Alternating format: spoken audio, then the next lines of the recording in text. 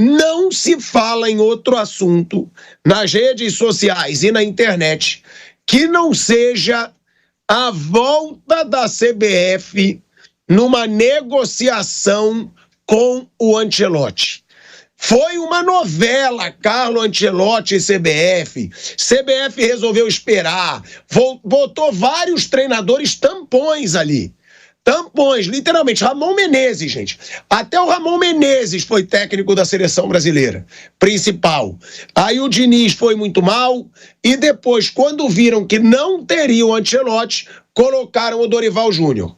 Aí agora, a CBF, ela volta a negociar com o Carlo Ancelotti. Foi um mico da última vez, porque dava-se como praticamente certo. Todo mundo achava que veria Ancelotti na seleção brasileira. Ele não foi, continuou no Real Madrid, e aí gerou-se ali uma crise na CBF até chegar ao nome do Dorival Júnior. E parece, Mauro César Pereira, que ele já deu abertura para a CBF. Seria o melhor nome para uma seleção brasileira? E outra, Mauro, um estrangeiro. Seria pela primeira vez um estrangeiro à frente da seleção. É bom isso, na sua opinião, para mudar tudo? Chega da vergonha que vem sendo a seleção brasileira desde 2014? Bem, eu só acho que eles têm que ter um plano A e um plano B, né? Se eles ficarem dependendo só do Ancelotti, vai ser bem um problema. Vão tentar, se na última hora não conseguir, faz o quê? Vai pegar um técnico aleatoriamente aqui no Brasil? Eles têm que ter um plano A e um plano B. O Ancelotti está envolvido na Liga dos Campeões, está envolvido no Campeonato Espanhol, na Copa do Rei e no Mundial de Clubes. Tem 4 competições com o Real Madrid. O contrato está em vigor e o contrato foi renovado, né? Ele teria que antecipar a rescisão. Me parece uma operação bem complexa, mais complexa do que na primeira tentativa, porque o contrato estava no final. A CBF precisa de um plano B. Não dá para ficar com o plano A só o Ancelotti, não. Se ficar dependendo do italiano e não conseguir... Estamos aqui falando sobre a tentativa de tirar o técnico do Real Madrid. Uma coisa é o Ancelotti em final de contrato, sem saber se renovaria. E a CBF deu azar que a renovação de contrato proposta pelo clube espanhol ocorreu justamente quando o Dinaldo estava afastado. Ou seja, quando o Ancelotti recebe o convite, ele fala, o cara lá do Brasil quer me contratar, não está bem nem mais lá, vai voltar? Vou ficar por aqui mesmo. Vou me meter nessa confusão, não. Então, eu acho que eles têm que ter um plano B. Seja ele qual for, no Brasil, lá fora, vai ter que ter um plano B. Mas qual é o plano B na sua opinião, Mauro? Não sei, aí eles têm que saber.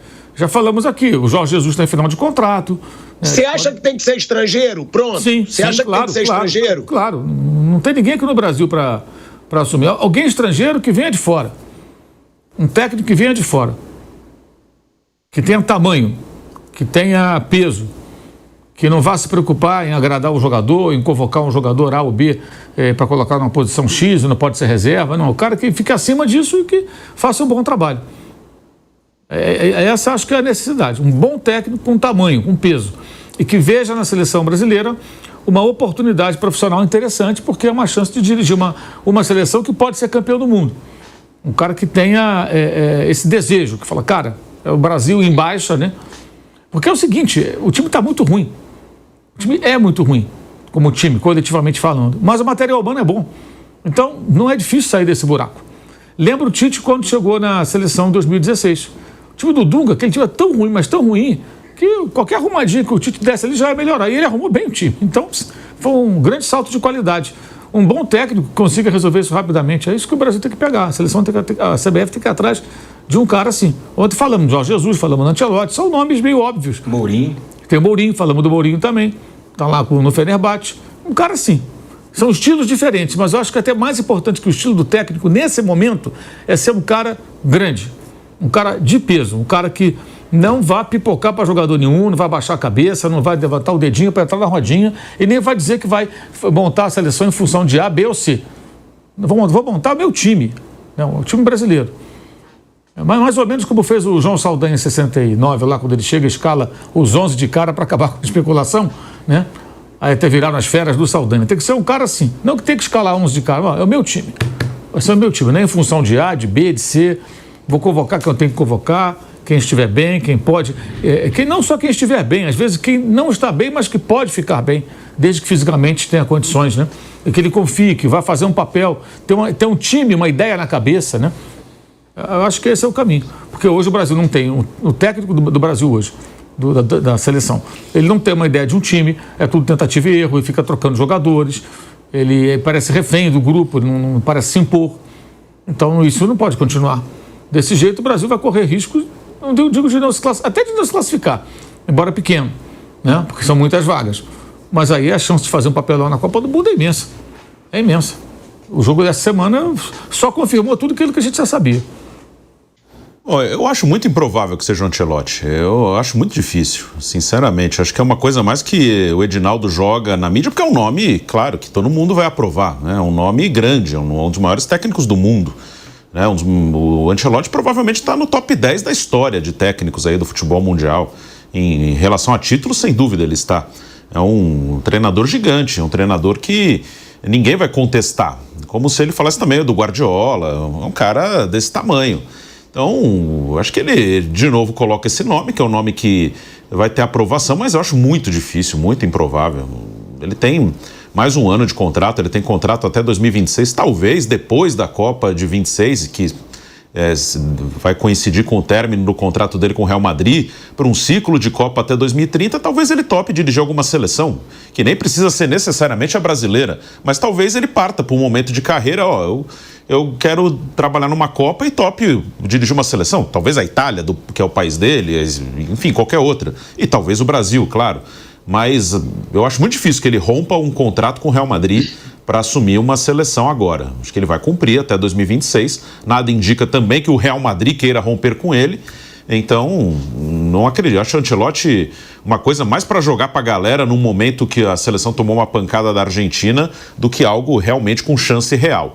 O Jorge Jesus, aí eu acho que tem chance. Oi. Bruno, sim. Mas ele já sentisse aberto à seleção brasileira, né? Eu não acho tão impossível assim, você acha? Porque era impossível ali quando o Real ainda estava brilhando muito, mas agora parece que ele já disse que ele não vai renovar mais com o Real. Não, mas ele tem mais um ano, né? Ele tem contrato até 2026. Ele tem essa e a próxima, né? Então ele teria que romper um contrato. Eu até imagino, como eu falei, 2026, acaba o contrato dele, final da temporada 25-26 e Copa do Mundo 26. Acho que para um novo trabalho, da Copa de 26 até a Copa de 30, eu acho que é bem possível que ele dirija uma seleção, talvez a brasileira mesmo. Mas agora, ele romper um contrato no meio, eu acho muito improvável. Acho que ele vai cumprir, né? Ele renova, né? O Edinaldo queria trazê-lo no meio de 24, que acabaria ali o contrato dele com o Real Madrid. Mas ele renova por 2 anos. Ele renovou esse contrato, inclusive no momento que o Edinaldo estava afastado da presidência da CBF. Aí que o Edinaldo decide tirar o Diniz para colocar o Dorival, porque o Diniz era, na teoria, o interino até a chegada do Ancelotti. O Diniz tinha contrato com a seleção até o meio de 2024. E aí, na cabeça do Edinaldo, o Ancelotti, no meio de 24, acabaria o contrato com o Real Madrid, ele assumiria a seleção e acabaria o contrato do Diniz. Mas como o Ancelotti renovou, aí ele antecipou. Os resultados não eram bons com o Diniz, aí em janeiro de 24... 6 meses antes do fim do contrato do Diniz, ele demite o Diniz e traz um técnico definitivo, né, que era o Dorival Júnior. Então, o Ancelotti, eu acho que depois da Copa de 26, que é o fim do contrato dele com o Real Madrid, é possível. Mas ele romper com o Real Madrid, um ano antes, eu acho muito improvável. E o time pode ser campeão de tudo até. Ainda pode acontecer isso, né? O Real Madrid briga pelo título espanhol com o Barcelona, ponto a ponto, é semifinalista da Copa do Rei, praticamente finalista, né? Vai passar pela Real Sociedad e está nas quartas da Champions League. Então não é uma possibilidade que... Acho que o Real nem está jogando tão bem essa temporada, acho improvável, mas não é impossível que ele ganhe até os 3 títulos da temporada. E depois ainda pode ganhar o Mundial de Clubes também. Então ainda pode ter um cenário desses, né? Com o cara ganhando tudo no Real Madrid. Então eu acho muito difícil. O Jorge Jesus...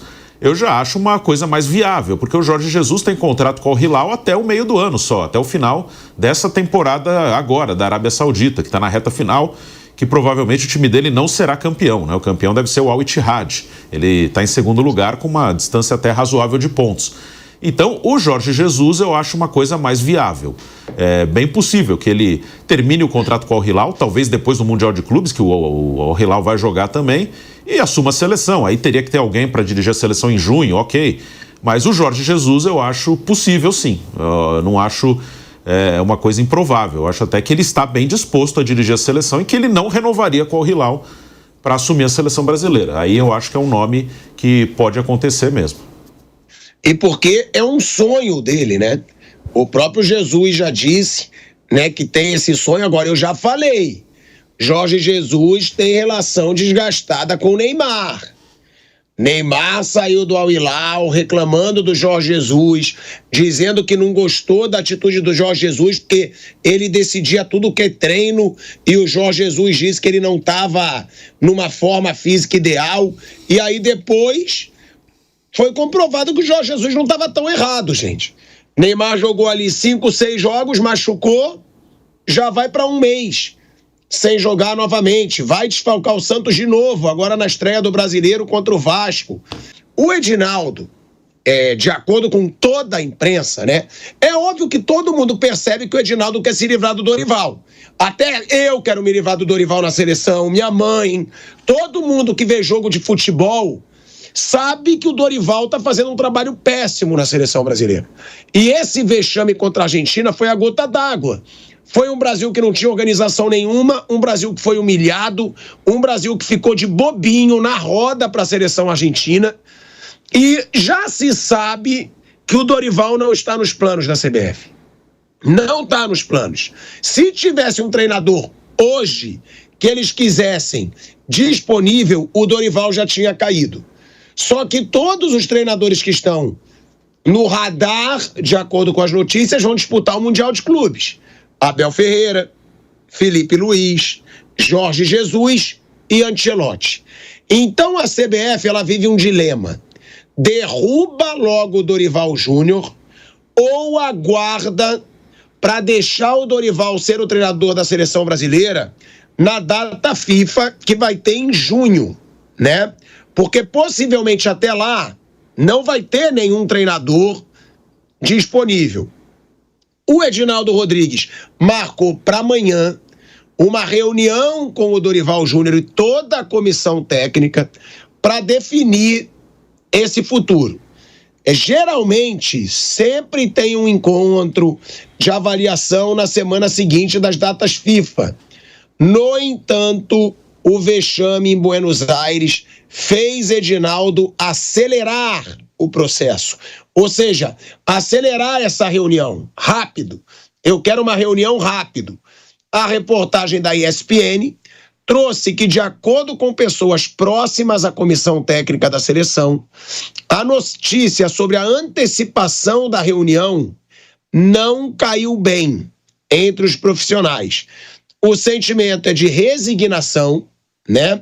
Com entendimento de que a ida à CBF será meramente protocolar, para que todos sejam informados da interrupção do trabalho. Em paralelo a isso, a situação do Ancelotti continua na mesma, já que ele renovou com o Real, né? E tem contrato até junho de 2026. Ou seja, é claro que tem um temor aí na comissão técnica com essa antecipação, com essa aceleração, né, da reunião.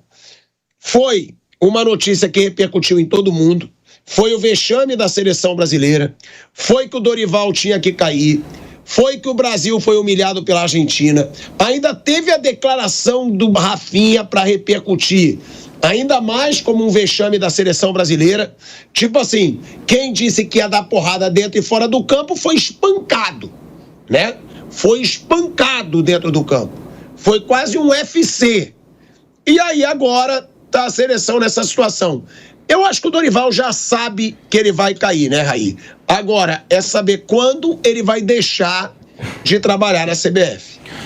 A gente até estava conversando aqui ontem sobre isso, né? No sentido de que é muito difícil fazer essa troca agora, embora seja óbvio que o trabalho do Dorival se esgotou, porque é difícil fazer a substituição nesse momento, né? Você trazer um treinador para trabalhar agora, ou a partir de agora ficar ali cuidando da seleção brasileira, né? A gente tem uma data FIFA marcada para junho, então o Brasil vai demorar um tempinho aí para voltar a campo, uns 70 dias mais ou menos.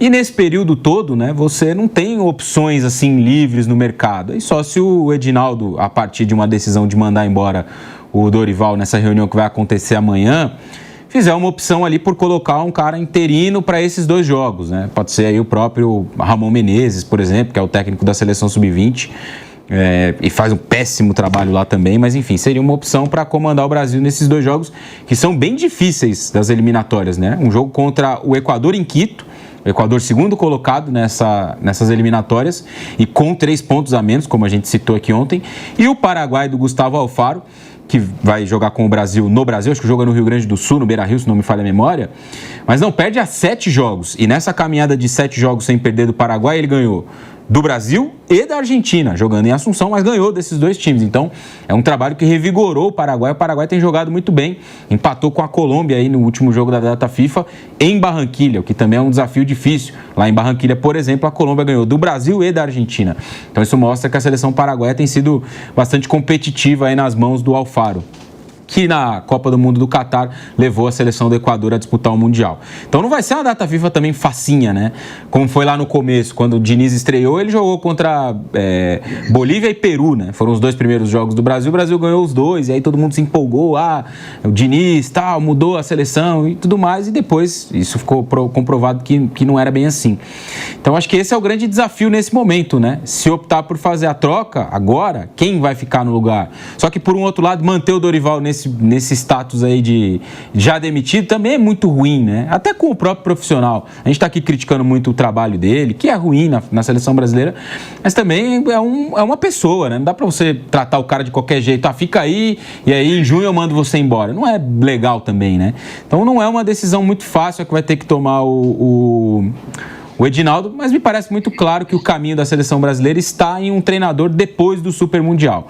E aí, se ele vai ser o Jorge Jesus, se ele vai ser o Carlo Ancelotti, os 2 estarão nessa disputa, ou se ele vai ser o Mourinho, não dá muito pra gente saber, né? O plano A é o Ancelotti, como a gente trouxe aqui, só que não é uma operação tão fácil como também falou o Bruno, né? Ele tem contrato, tá lá no Real Madrid, o Florentino Pérez adora o Ancelotti, ele tá lá há muito tempo, se dá muito bem com o elenco, embora essa não seja uma das melhores temporadas aí do Real Madrid do ponto de vista de desempenho, né? O time não tem jogado tão bem assim, mas vai avançando nas competições e pode ganhar todos os títulos que vai disputar. Então, isso acho que seria um fator aí de dificuldade para tirá-lo de lá. E eu me recordo também que ele declarou em uma entrevista recente que gostaria de se aposentar no Real Madrid. Depois dessa questão aí com a seleção e tal, depois que isso já tinha passado, né, ele deu essa declaração. Não sei se isso ainda está valendo, enfim, se ele vai repensar, se ele pode repensar a partir de um convite, mas está muito claro que o futuro da seleção brasileira está em um treinador europeu que venha da Europa, né, não esteja trabalhando aqui no futebol brasileiro, e depois do Super Mundial. Então, o Edinaldo vai ter que tomar essa decisão aí do que fazer para essa próxima data FIFA. Raí, eu até entendo, né, quando você diz ele é uma pessoa, a CBF tem que ter respeito, mas eu acho que ele também tem que se dar o respeito, porque se ele souber, se ele perceber que ele vai ser tampão, que ele tá vendo que ele já caiu, ele também pode ter personalidade de falar, ó, Edinaldo, mas eu tô vendo tudo que tá acontecendo. Se for para me manter aqui só de pena, só para me segurar aqui enquanto nenhum treinador aceita, eu já prefiro sair. Porque tem isso também. Claro. Ele pode ter um orgulho próprio, porque se tá todo mundo vendo que o Dorival Júnior vai cair, é só questão de tempo, eu até entendo quando você diz, a CBF também tem que ver o lado do ser humano, mas ele também pode ter personalidade. Ele também pode falar, se for só para as próximas datas FIFA, só para ser um tampão enquanto não vem ninguém, eu tô fora. Pode partir do Dorival Júnior também.